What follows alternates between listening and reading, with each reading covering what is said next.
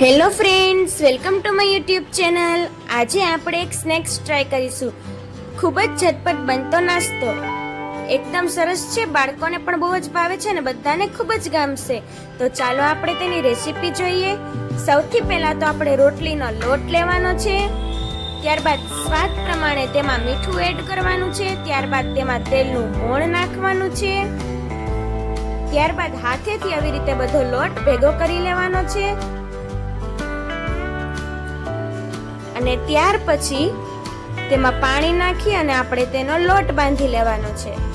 લોટ બંધાઈ જાય પછી આપણે થોડી વાર તેને રેસ્ટ કરવા રાખી દેવાનો છે અને ચાલો હવે મસાલો તૈયાર કરી લઈએ। સૌથી પહેલા તો બટેટા બાફીને રાખી દીધા હતા મેં। હવે આપણે તેમાં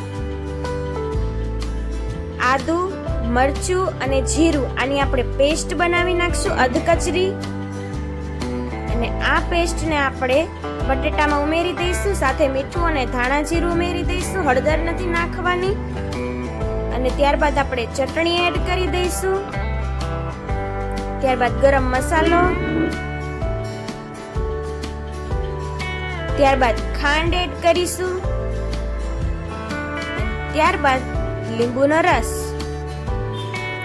આ બધું એડ કર્યા પછી આપણે મસાલો એકદમ કોથમીર વડે ગાર્નિશ કરી અને આપણે તેને મિક્સ કરી લેવાનો છે।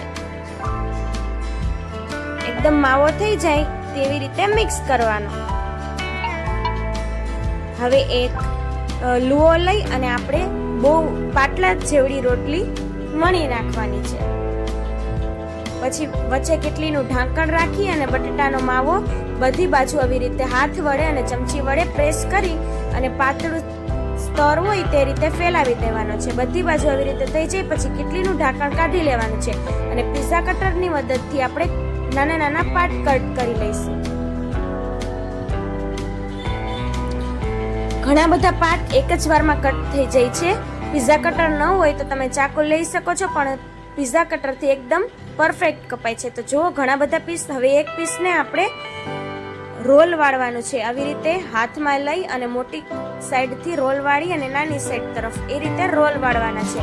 એ રીતે બધા પીસને રોલ વાળી નાખવાના છે। જુઓ શેપ પણ કેટલો સરસ આવ્યો છે। એ રીતે બધાને કરી નાખવાના છે અને આવા બધા પાર્ટને તૈયાર કરી લેવાના છે। હવે પછી આ સ્નેક્સને આપણે તેલમાં ફ્રાય કરી લઈશું। મીડિયમ ફ્લેમ ઉપર આપણે ફ્રાય કરવાના છે અને એકદમ ક્રિસ્પી થાય ત્યાં સુધી આપણે તેને ફ્રાય કરવાના છે। તો જુઓ ફ્રાય થઈ ગયા છે। હવે આપણે તેને એક ડીશમાં કાઢી લઈએ। આ ચા સાથે ખાઈ શકાય છે અને સોસ સાથે પણ ખાઈ શકાય છે।